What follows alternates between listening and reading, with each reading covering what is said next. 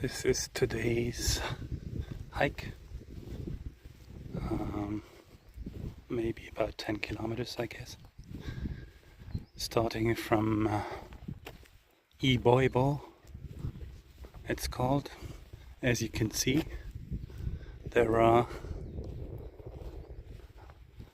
plantations, banana plantations, and this is the water they use for the irrigation of the banana plantations.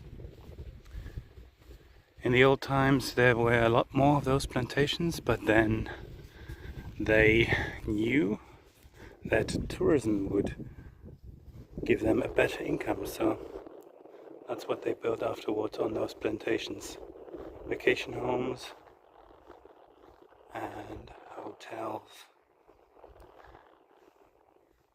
and that's what it looked like in most of the places, unless it's like this,